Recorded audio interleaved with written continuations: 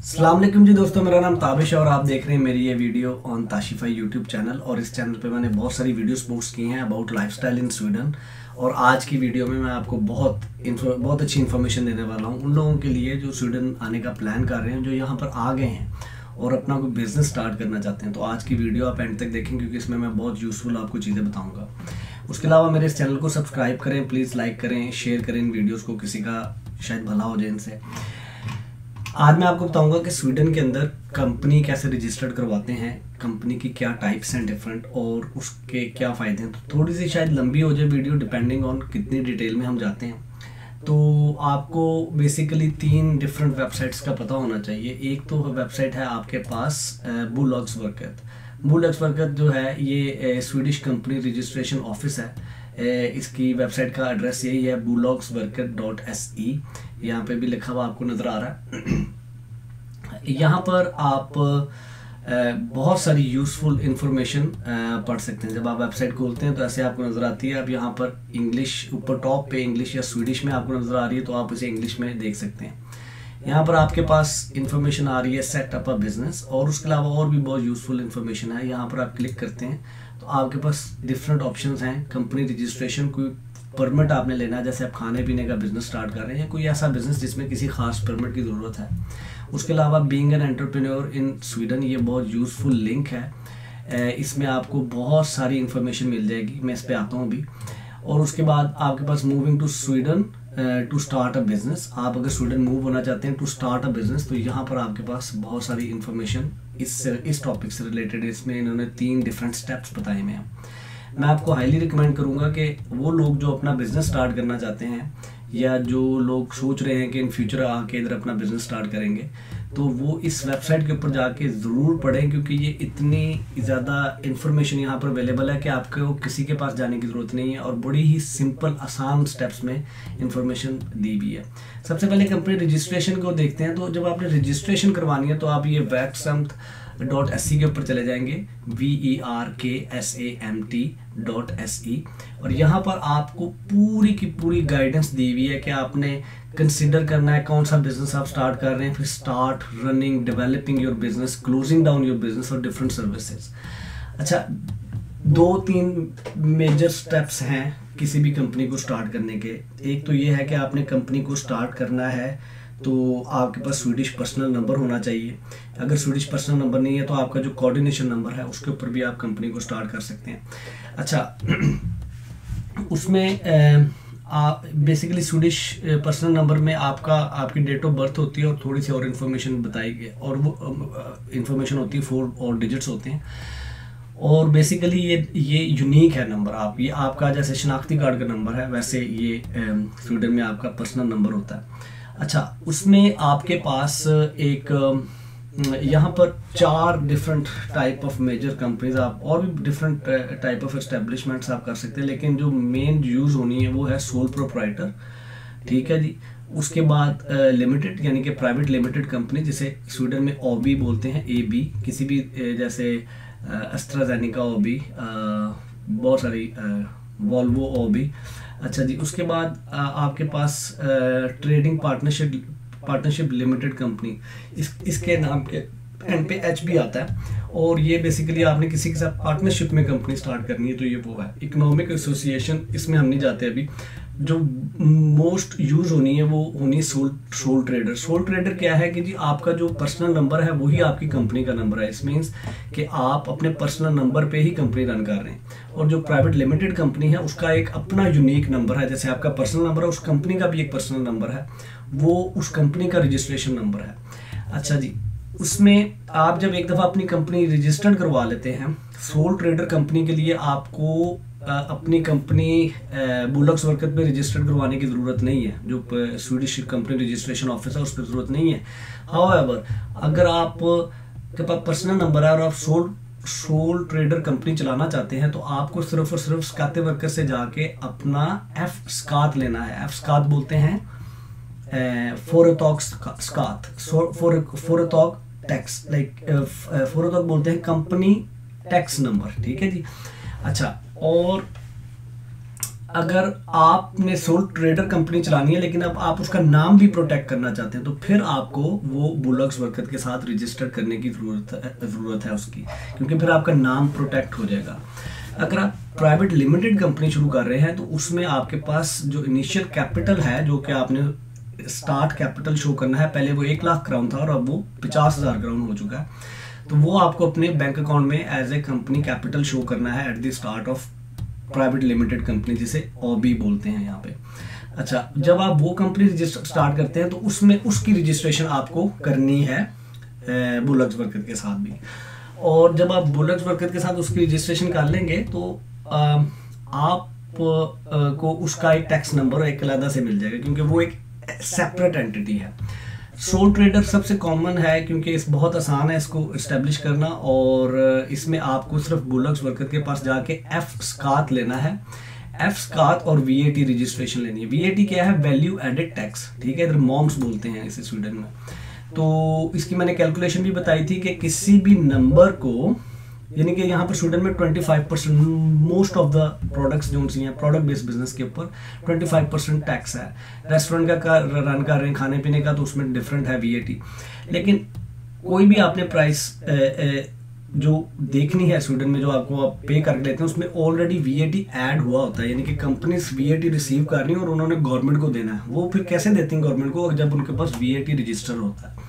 VAT आपके पास, VAT आप पे करते हैं, मंथली भी पे करते हैं गवर्नमेंट को, क्वार्टरली भी पे कर सकते हैं, 6 मंथली भी पे कर सकते हैं, ईयरली भी पे कर सकते हैं। ये आपने eight the time of registration ये बताना है स्काते बरकत को, जो इधर का टैक्स ऑफिस का डिपार्टमेंट वो इदारा है, कि मैंने अपनी कंपनी का वीएटी, चाहे वो सोल ट्रेडर है या पीवीटी लिमिटेड है, मैंने उसको पर मंथ पे करना है, क्वार्टरली पे करना है, 6 मंथली पे करना है, या 1 ईयर के बाद मैंने उसकी कैलकुलेशन करके पे करनी है। मेरी सजेशन ये है कि आप शुरू में उसको क्वार्टरली पे करें। अगर आपका बिजनेस बहुत बड़ा है और बहुत ज़्यादा रेवेन्यू जनरेट हो रहा है तो आप उसे मंथली पर भी ला सकते हैं। और एफ स्कात का मतलब है ये है कि आपके पास फोरतौक यानी कंपनी का टैक्स नंबर भी रजिस्टर्ड है। एक तो आप वीएटी पे कर रहे हैं ना, जो आप गवर्नमेंट, जो आप at the time of sale करके कलेक्ट कर रहे हैं गवर्नमेंट को दे रहे हैं, एक आप एफ स्कात दे रहे हैं कंपनी का जो कॉर्पोरेट टैक्स है जिसे हम बोलते हैं, ठीक है, वो आपका साल के एंड पे जब आप सारी कैलकुलेशन करेंगे और आप कहेंगे कि जी अब मेरी कंपनी ने 10,000 रुपया या 1 लाख रुपया या 1 मिलियन प्रॉफिट कमाया है, तो उसके ऊपर फिर जो टैक्स पड़ना है वो एफ स्कात है।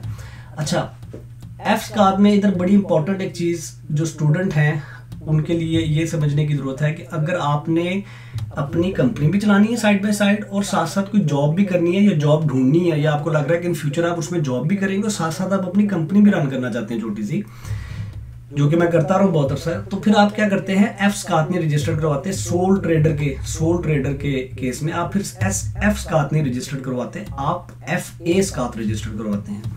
एफ ए स्कात का मतलब यह है कि अब आप कंपनी का टैक्स भी पे करेंगे, लेकिन अगर आप उसके साथ कोई जॉब कर रहे हैं तो फिर आप साथ में जॉब करके भी अर्निंग कमा सकते हैं। आप एक कंपनी भी रन कर रहे हैं और साथ में आप जॉब भी कर रहे हैं और उससे भी अर्निंग कमा सकते हैं, तो उसके ऊपर भी आपने सारी बात टैक्स पे करना है।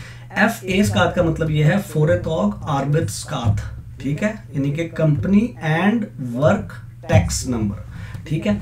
अच्छा, यहाँ पर आप अपनी कंपनी स्टार्ट कर सकते हैं। सिंपल, आप इस वाले लिंक के ऊपर क्लिक करें तो ये जो लिंक आ रहा है आपके पास, ठीक है, तो यहाँ पर आपके पास इंफॉर्मेशन आ जाएगी।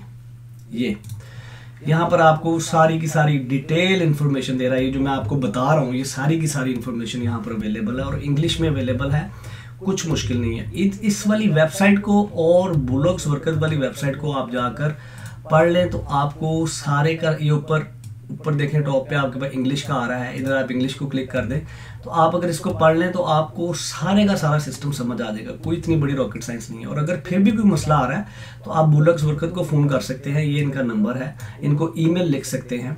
और अगर कोई टैक्स ऑफिस से रिलेटेड मसला आ रहा है तो आप टैक्स ऑफिस को भी, ये उनकी वेबसाइट है स्काते बरकत, ठीक है, ये मैं आपको खोल के दिखा देता हूँ। आप इस वेबसाइट को भी इंग्लिश में देख सकते हैं, अदर लैंग्वेजेस, ये देखें अदर लैंग्वेजेस, और इधर हम इन इंग्लिश ले लेते हैं इसको। और यहाँ पर coming to Sweden from Ukraine, क्योंकि आजकल moving to Sweden, registering a business, ये आपने बेसिकली करना है। अप्लाई फॉर आइडेंटिटी, तो ये अगर आप इस वाले पोर्शन में क्लिक करते हैं रजिस्टर योर बिजनेस, तो यहाँ पर आपसे पूछेगा डिफरेंट ऑप्शंस। हर चीज़ ऑनलाइन अवेलेबल है, हर चीज़ ऑनलाइन अवेलेबल है, और ये इतना अच्छा गाइड करते हैं आपको जिसकी कोई याद नहीं। एक बात याद रखें जो लोग स्टूडेंट हैं यहाँ पे, कि अगर आपको जॉब नहीं मिल रही और आपके पास कोई अच्छा बिजनेस आइडिया है, तो Sweden is a very very good country to start your business and test your business. और आप अपने बिजनेस को क्योंकि यहाँ पर आपको पॉपुलेशन बहुत कम है, डिजिटलाइज है सारी चीज़, तो बहुत सारी चीज़ें आपको नहीं कि जैसे आपने कोई ऑनलाइन सेलिंग शुरू करनी है, क्योंकि मेरा एक्सपीरियंस रहा है ऑनलाइन सेलिंग में बहुत ज़्यादा। तो ऑनलाइन सेलिंग बहुत आसान है अगर आपके पास प्रोडक्ट है, आपको पता है मैंने प्रोडक्ट कौन सी बेचनी है, उसमें आपको 2-4 चीज़ें पता है। ये तो एडमिनिस्ट्रेटिव चीज़ें ना, कि आपने टैक्स कैसे पे करना है और रजिस्टर कैसे करना है बिजनेस को। फिर जब आप ऑनलाइन सेलिंग में चले जाते हैं, तो मैंने आपको बताया था कि यहाँ पर आप मार्केट प्लेसेस पे भी सेल करना शुरू करें, जैसे अमेजोन है, फिनडिक है, आपके पास ट्रेडेरा है, उसके अलावा CDON है, और बहुत सारी हैं। वो अगर आप ऑनलाइन मार्केट प्लेसेस पे भी सेल करना शुरू करते हैं, तो you can make a good earning, अगर आपके पास अच्छी प्रोडक्ट और आपको पता है कि आप कैसे सेल कर रहे हैं उसको। जब भी किसी प्रोडक्ट की आपने प्राइसिंग करनी है, तो आपने ये ज़रूर ख्याल रखना है कि आप उस प्राइसिंग के अंदर अपना, ये जो मैं आपको बता रहा था शुरू में, VAT ज़रूर ऐड कर रहे हैं। ठीक है, कि अगर कोई चीज़ आपने चीज़ खरीदी है X अमाउंट की, और उसके अंदर आपने शिपमेंट कॉस्ट डाली है, और उसके अंदर आपने अपने वेयर हाउस की कॉस्ट डाली है, सारा कॉस्टिंग डाल के आपने अपना प्रॉफिट जो आपने कमाना है वो डाला है, और वो सारे के सारे पैसे 80 रुपये बन रहे हैं, तो 80 क्राउन बन रहे हैं। तो आपने अब आप कहते हैं कि यार मैं 80 की बेचता हूँ उसको, नहीं, आपने इस 80 का 25% फाइंड आउट करना है, और वो इसमें ऐड करके फिर आपने अपनी प्राइस लिस्ट करनी है। तो अब 80 का 25% बनता है 20, और जब आप अब ये 100 क्राउन हो गया। अब जब आप ये 100 क्राउन की बेचेंगे, तो उसमें से 20 आपने खर्च नहीं करने, ये 20 जो से हैं आपके VAT है, ये आपने पे करना है मंथली, क्वार्टरली, 6 मंथली या 1 ईयर के बाद। तो इस वेबसाइट को जाकर ज़रूर देखें, वो लोग जो कि बिजनेस स्टार्ट करना चाहते हैं। कुछ मुश्किल नहीं है, बहुत आसान है। अगेन मैं बहुत क्विकली आपको समराइज कर देता हूँ। 3 मेजर वेबसाइट्स हैं जिनकी आपको ज़रूरत है। एक ये वाली वेबसाइट है, इसके ऊपर आपको इन्फॉर्मेशन मिलेगी। इसके ऊपर आपकी कंपनी को ये जो है company Swedish companies registration office है, Bolagsverket। अगर आपने सोल प्रोप्राइटर शुरू की है और आप अपनी कंपनी का नाम सिक्योर करना चाहते हैं, तो आपको रजिस्ट्रेशन करवानी मेरे ख्याल से 1100 या 1300 रुपये उसकी फ़ी है सोल प्रोप्राइटर की।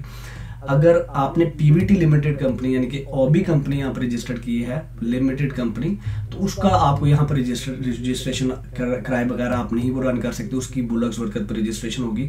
सोल प्रोप्राइटर के केस में आपकी चॉइस है, अगर आपने अपना नाम रजिस्टर नहीं करवाना तो फिर आपको Bolagsverket पर रजिस्टर करवाने की जरूरत नहीं है। फिर आप डायरेक्ट कहाँ जाएंगे, Skatteverket में जाके आप एक सोल प्रोप्राइटर का इनको फिर्मा टैक्स अपने या तो F स्कात कर लेंगे उसको अपने पर्सनल स्कात को, या उसे FA स्कात कर लेंगे अगर आपने बिजनेस के साथ आपने अपना टैक्स भी पे करना, आपने जॉब भी करनी है। अच्छा, और उसके बाद आपके पास सारी इंफॉर्मेशन है यहाँ पे। और तीसरी वेबसाइट जो सी है, ये है टैक्स रजिस्ट्रेशन के लिए, ठीक है। और तीसरी जो सी वेबसाइट है वो है ये। और इस वेबसाइट पे बेसिकली इसको आप इंफॉर्मेशन वेबसाइट समझें, और ये वो वेबसाइट है जहाँ पर आप सारे एक्शन करेंगे, जहाँ पर आप अपना फॉर्म फिल करेंगे इस वाली वेबसाइट के ऊपर। यहाँ पर आप पेमेंट करेंगे अपनी कंपनी की रजिस्ट्रेशन के लिए, अगर आप चाहते हैं कि वो Bolagsverket में उसकी रजिस्ट्रेशन हो जाए उस नाम की सोल प्रोप्राइटर के केस में या प्राइवेट लिमिटेड कंपनी के केस में। और जहां पर जब आपकी रजिस्ट्रेशन हो जाएगी तो फिर आप अपना Skatteverket के ऊपर आप अपना टैक्स नंबर रजिस्टर करेंगे। ये जब आपके पास रजिस्ट्रेशन हो जाएंगी देन आप अपने वो रजिस्ट्रेशन डॉक्यूमेंट्स लेके जाएंगे किसी बैंक के पास, और बैंक को कहेंगे कि मेरा अब एक कंपनी का अकाउंट खोल दो। आपको मैं सजेस्ट ये करूंगा, अगर आप सोल प्रोप्राइटर कंपनी रन कर रहे हैं तो उस केस में भी अपना कंपनी का एक अलग अकाउंट खुलवाइए, और कंपनी की जो ट्रांजैक्शंस हैं वो सिर्फ कंपनी की ट्रांजैक्शंस के लिए ही यूज़ करें, उसमें से आप अपने बाकी खर्चे ना करें। और अगर आप उस अकाउंट में से कुछ पैसे निकाल के अपने प्राइवेट इकोनॉमी में यानी कि अपने प्राइवेट अकाउंट में ला रहे हैं, तो वो in case of sole proprietor तो आपकी सेम इकोनॉमी है, वो सारा कुछ इकट्ठा काउंट होता है। और in terms of AB company आप उस पैसे को या तो एज ए सैलरी निकालेंगे अपने कंपनी के अकाउंट में से अपने प्राइवेट अकाउंट में, या at the end of a year आप अपना प्रॉफिट निकालेंगे, तो उसमें कंपनी अपना टैक्स पे करेगी और अब आपकी वो पर्सनल अर्निंग होगी तो आप अपना उसके ऊपर टैक्स पे कर रहे होंगे। पर अगर ये बहुत ज़्यादा आपको कंफ्यूजन लग रही है ना इसमें, तो इतनी कंफ्यूजन नहीं है। सिर्फ इस वाली वेबसाइट को पहले पढ़ें जाके, और उसके बाद यहाँ पर आप टाइप ऑफ बिजनेसेस को पढ़ सकते हैं। सोल ट्रेडर क्या है, यहाँ पर सारी की सारी इंफॉर्मेशन है, ठीक है। About soul trader everything is available hair, ठीक है जी। उसके बाद लिमिटेड कंपनी क्या है, ब्रांच क्या है, ट्रेडिंग पार्टनरशिप क्या है, यूरोपियन इकोनॉमिक एसोसिएशन क्या है, यूरोपियन, ये आगे आपके पास डिफरेंट NGOs और नॉन प्रॉफिट ऑर्गेनाइजेशंस वाली भी आ जाती हैं चीज़ें। तो बुलॉग्स वर्कत is a very good information website. और उसके बाद websum.sc इज़ द वेबसाइट जहाँ पर आप बेसिकली एक्शन करते हैं, आप रजिस्ट्रेशन करवाते हैं, आप उस अपने FSCAT या VAT की टर्म्स को चेंज कर सकते हैं। तो ये आपकी सारे के सारे लॉगिन आपके उससे हो जाते हैं, मोबाइल बैंक ID से हो जाते हैं। मोबाइल बैंक ID कैसे आती है, आपके पास पर्सनल नंबर होता है और आपके पास किसी बैंक में अकाउंट होता है, तो आपके पास मोबाइल बैंक ID होती है।